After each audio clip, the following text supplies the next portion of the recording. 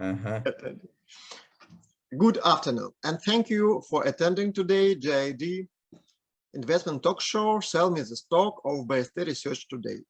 Today we are going to talk about how the Russian President Vladimir Putin recognized the LNR and DNR.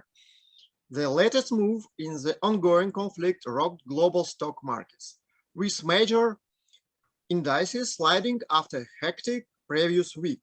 Oil prices surged towards 100 a barrel. The news will have investors reduce their share of Russia exposure in their portfolios.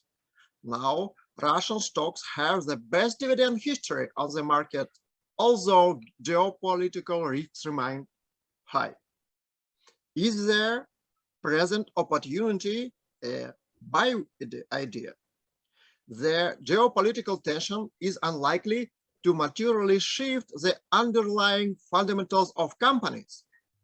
This may be a good opportunity to buy something to less than it is worth or not. Well, JP Morgan reports that investors should ignore gloomy stock market forecasts and prepare for a rally this coming spring. In addition, the bank does not expect the growing political tensions between Russia and Ukraine to last long and believes that inflation may be about to reach its peak.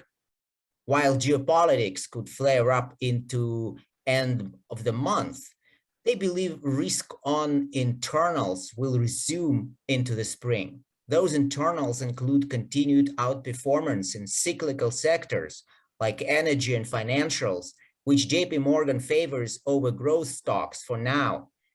We share this view and believe that it is a good opportunity now to load up on those Russian stocks that have fallen significantly over the last month.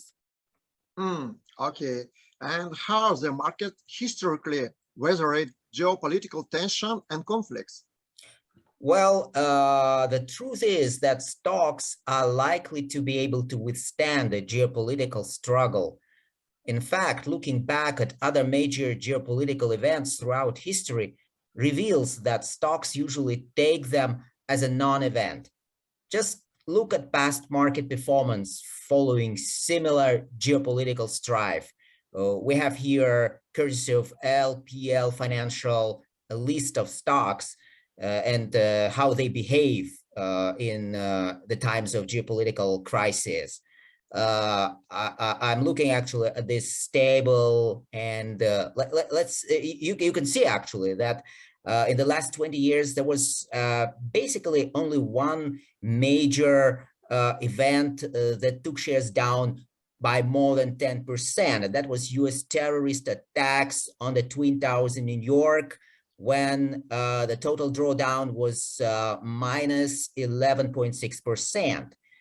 And if we go back down in history, we see here Pearl Harbor attack in 1941. So that was almost 80 years ago, when the stock market crashed by 20%.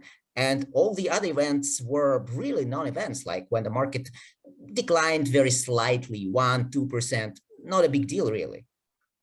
And could you explain which strategies tend to work best in these situations? Share your stock market strategy of Russia? Well, I cannot predict the fate of the market during the current crisis, but it is not a good idea to sell stocks during a geopolitical crisis. The strategy should be definitely risk management, but also long-term returns. The geopolitical balance will be restored anyway, and as a consequence, the current news will go away from the front pages of media. It's even important to keep in mind that inflation will fall anyway amidst the recovery of supply chains and tightening monetary policy from the Federal Reserve. So there is a belief that there will be no tough sanctions on Russia from either Europe or the United States, because any energy embargo on Russia would first and foremost hit the Western alliance. Okay, and could you predict how the geopolitical tension will impact stock markets? And shall we hold our portfolio for superior long-term investing strategy? Well, inflation in the United States is currently soaring and has hit a 40-year high of 7.5%, which will erode any cash held by investors, making a buy and hold strategy more attractive than just keeping money in cash. Okay, but we saw a massive stock selling during the first day of the geopolitical crisis of Russian stock exchange. What was it? Does it mean that investors prioritize short-term risk management over long-term returns? After the January market decline, retail investors tried to catch the falling knife, so to say, and build up positions on borrowed funds, leading to a massive margin call on February actually, right? There were an estimated 10 to 15 times as many forced closings on February 21st compared to the quieter February 14th. Many investors increased their positions, including margin ones, believing that the bottom of the drop was in late January. This was the primary reason for the 15 to 20% drop in the market last Monday. Interesting. And which specific stock ideas do you have in mind to include in the portfolio that would be anti-inflationary?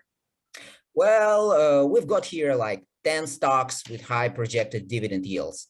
The drop in the Russian financial market amid the geopolitical turmoil calls for another reassessment of dividend yield calculations.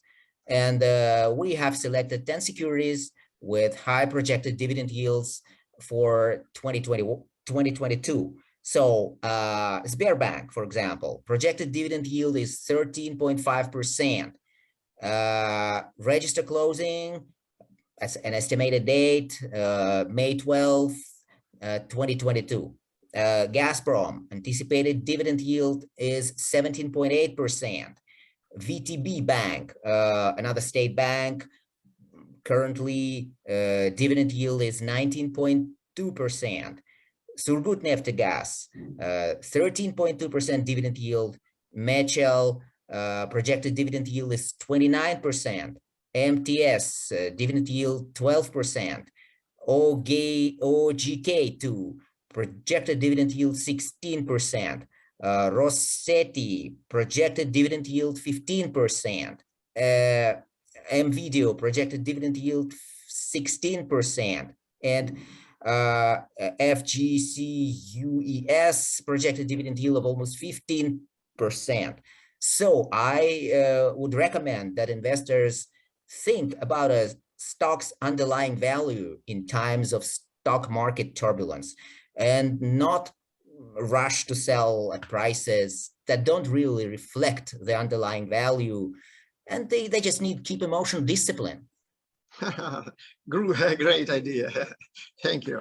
Thank you, everyone. It was very interesting. Thank you for interview. I would like to thank you for your participation and attention, our customers. I wish you success in investing. Subscribe to our channel Without Politics. Download BST Research, Equity Research in Refinitiv. Stay with us. Goodbye. Goodbye.